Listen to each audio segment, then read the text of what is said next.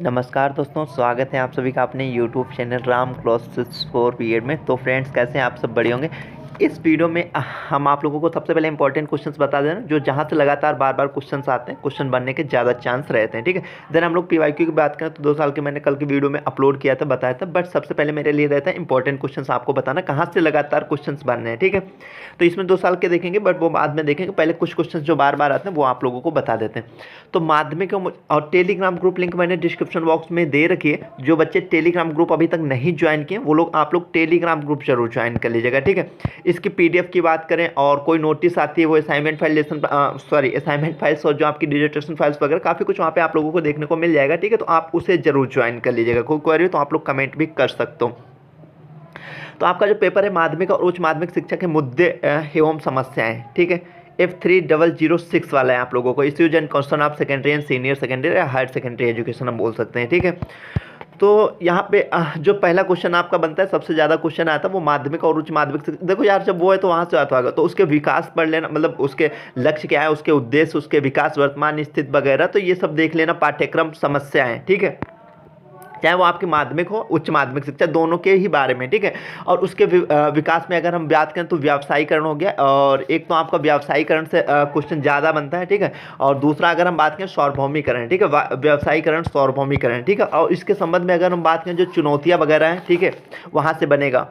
और माध्यमिक शिक्षा आयोग के ये खास 99 क्या हम बोलें तो 100% ही क्वेश्चन आएगा आप लोगों को। माध्यमिक शिक्षा आयोग के गुण, दोष, प्रभाव एवं सुझाव, मतलब ये पूरा तैयार कर लिया जाएगा। इसके माध्यमिक शिक्षा आयोग है जो, उसके क्या गुण, दोष, उसका क्या प्रभाव, वो पूरा आप लोग एक बार जरूर तैयार कर लीजिएगा, है ना। और इसके संबंध में पर्यावरण का अर्थ, क्षेत्र, आवश्यकता, महत्व वगैरह देख लीजिएगा। ठीक है। और एक और क्वेश्चन कभी कभी आता है कम है, लेकिन कभी कभी पूछ लेते हैं ना, स्वतंत्रता से पूर्व माध्यमिक शिक्षा का विकास वगैरह है ना, उसका पूरा जो है आपको लिखना होता है, पूछ लेता है। कभी स्वतंत्रता के बाद का। ठीक है। और कुछ आयोग वगैरह हैं। तो माध्यमिक शिक्षा अगर यहाँ पे हम बात करें, 1 मिनट, ठीक है, माध्यमिक शिक्षा वाले में, तो माध्यमिक शिक्षा उच्च माध्यमिक दोनों को, ठीक है, इनका अर्थ, महत्व, विकास, ठीक है। और अगर इसकी बात करें तो इसमें कोई 5 पंचवर्षीय योजनाएं कभी कभी पूछ लेता है, उनको स्पष्ट करने के लिए बोल देता है। माध्यमिक शिक्षा आयोग के कार्य, ठीक है, कार्य तो कन्फर्म है, चाहे आपके इसके पूछ लेगा, एनसीईआरटी के, एससीईआरटी के, एनसीटी के, ठीक है, और नेक के, इन सब के, मतलब कहीं किसी के भी पूछ लेता है। ठीक है। इसके पाठ्यक्रम की जो रूपरेखा होती है उसके बारे में भी पूछ लेता है। ठीक है। आयोग से कभी कभी, आयोग का मतलब ये है जो माध्यमिक शिक्षा से अगर हम संबंधित करें, इन्होंने उसमें क्या अपना बोला, क्या उन्होंने सुझाव दिया, क्या अपनी सिफारिशें, उसके संबंध में पूछ लेता है। जैसे उसमें हो गया मुदालियर आयोग या माध्यमिक शिक्षा आयोग। ठीक है। 1952 से 53 जो था उसे देख लीजिएगा। ठीक है। इसके संबंध में उन्होंने क्या बोला, कैसे क्या। ठीक है। उसके बाद में हंटर कमीशन की बात करें, हंटर कमीशन शिक्षा आयोग एक, ठीक है, शिक्षा आयोग भी देख लीजिएगा आप, शिक्षा आयोग या कोठारी आयोग जिसे बोलते हैं। हंटर कमीशन, इसे भारतीय शिक्षा आयोग, ठीक है, भारतीय शिक्षा आयोग या हंटर कमीशन 1882 हो गया। ठीक है। और ये 1962-64 हो गया। उसके बाद में लॉर्ड कर्जन वाला देख लीजिएगा। ठीक है। और उसके बाद में राधा कृष्ण आयोग अगर हम बात करें, ठीक है, विश्वविद्यालय शिक्षा आयोग कभी कभी बोलता है, तो राधा कृष्ण आयोग जो 1948-49, उन्होंने इसके संबंध में माध्यमिक शिक्षा संबंध के में क्या अपने सुझाव दिए थे, क्या सिफारिश थे, वो एक बार जरूर देख लीजिएगा। ठीक है। उसके बाद में अगर हम बात करें तो यूजीसी के, ठीक है, यूजीसी के कार्य वगैरह पूरा यूजीसी के बारे में एक बार पढ़ लीजिएगा। यूनिवर्सिटी ग्रांट कमीशन, विश्वविद्यालय अनुदान आयोग जिसे बोलते हैं। और दूसरा फिर एनसीटी, ठीक है, यहाँ से ऐसा नहीं हो सकता कि क्वेश्चन उठाए ना, ये देखिएगा एनसीटीई, मतलब जिसे राष्ट्रीय अध्यापक शिक्षा परिषद या राष्ट्रीय शिक्षक परिषद बोलते हैं, या जो है national council for teacher education. ठीक है। तो इसके बारे में, इसके कार्य, उद्देश्य, विशेषताएं, एक बार कुछ भी पूछ सकता है, तो इसके बारे में आप पूरा देख लीजिएगा। एनसीटी हो गया, एनसीईआरटी हो गया। ठीक है। एनसीईआरटी का मतलब है आपका राष्ट्रीय शैक्षिक अनुसंधान एवं प्रशिक्षण परिषद, या जिसे बोलते हैं national council of educational research and trainings. ठीक है। तो इसके बारे में देख लीजिएगा, इसके कार्य वगैरह सब कुछ अच्छे तरीके से एक बार इसके गूगल करके पढ़ लीजिएगा। ठीक है। नहीं तो बुक वगैरह से पढ़ लो, तो वहां से पढ़ लीजिएगा। एससीईआरटी, ठीक है, एससीईआरटी के बारे में अगर जो अभी हम बात करें, आपका जो अभी पिछला पेपर हुआ था जिसमें भी एससीईआरटी के बारे में उसके कार्य पूछे गए थे, तो एससीईआरटी के बारे में आप लोग देख लीजिएगा। SCERT state council of educational research and training, ठीक है, इसके क्या कार्य हैं और पूरा इसके बारे में एक बार पढ़ लीजिएगा। ठीक है। ऐसे फिर आप हम बात करें तो डाइट, ठीक है, जहां से क्वेश्चन आता है डाइट, कभी कभी हिंदी में ऐसे लिख देता है डाइट। ठीक है। तो DIET, ठीक है, कभी कभी मतलब फुल फॉर्म जिला शिक्षा एवं प्रशिक्षण संस्थान, ठीक है, ऐसे लिख देगा। डाइट, तो डाइट के बारे में एक बार देख लीजिएगा। और एक नैक, ठीक है, नैक के बारे में भी पूछ सकता है, NAAC, ठीक है, ये सब कभी शॉर्ट कभी उसमें पूछ लेते हैं, ठीक है। नैक, नैक के बारे में हॉल रखेगा वो राष्ट्रीय मूल्यांकन एवं प्रत्यायन परिषद, ठीक है, उसके इसके संबंध में आप क्या जानते हैं इसके बारे में जो है आप बताइए, कुछ भी ऐसे रख देगा आपसे, तो नैक के बारे में पढ़ लीजिएगा, national assessment and accreditation council करके, ठीक है।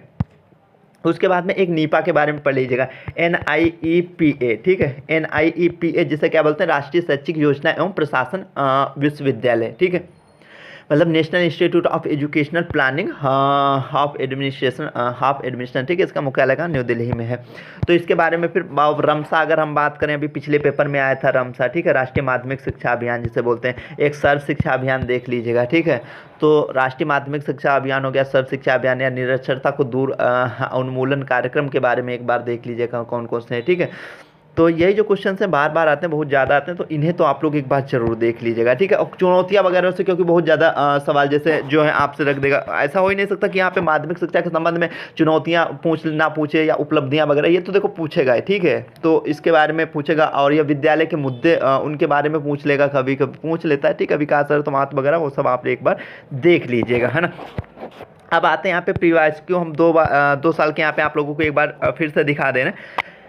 4 में से 5 में से 4 प्रश्न करने होते हैं, प्रत्येक कितने होता है, 4 नंबर का होता है। पहला क्वेश्चन आपका है 2020 का क्वेश्चन पेपर है, माध्यमिक एवं उच्चतर माध्यमिक स्तर पर छात्रों की पढ़ाई छोड़ने के क्या करें। जो बच्चे टेलीग्राम ग्रुप नहीं ज्वाइन किया, आप लोग टेलीग्राम ग्रुप जरूर ज्वाइन कर लीजिएगा, ठीक है।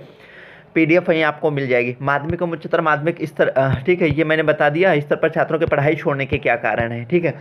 कोठारी आयोग ने माध्यमिक उच्चतर, अभी मैंने आपको बताया ना कोठारी आयोग, बताओ इसे क्या और कौन सा बोलते हैं, कोठारी आयोग, शिक्षा आयोग या कोठारी आयोग, ठीक है, ने माध्यमिक स्तर में उच्च माध्यमिक शिक्षा के स्तर में क्या सुझाव दिए, अभी मैंने आप लोगों को बताया। माध्यमिक स्तर के विस्तार की, माध्यमिक शिक्षा के विस्तार की प्रमुख समस्याओं, ठीक है, कुछ भी ऐसे पूछ सकता है, समस्या हो गया, चुनौतियाँ हो गया, उपलब्धियाँ हो गया, ठीक है, मतलब महत्व हो गया, तो ऐसे मुख्य अभिलक्षण, पाठ्यक्रम के मुख्य अभिलक्षण वगैरह पूछ लेगा। तो इसे पूरा अच्छे तरीके से डीपली पढ़ना है आप लोगों को।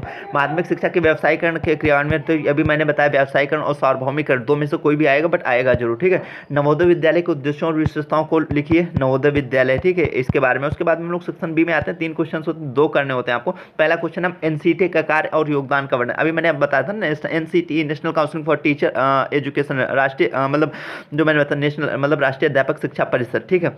माध्यमिक एवं उच्चतर माध्यमिक शिक्षा तो स्कूली शिक्षा से संबंधित प्रमुख मुद्दों का वर्णन कीजिए, ठीक है। भारत में माध्यमिक एवं उच्चतर माध्यमिक शिक्षा के सामाजिक, सांस्कृतिक, आर्थिक, राजनीतिक एवं वैधानिक वातावरण से आप क्या समझते हैं।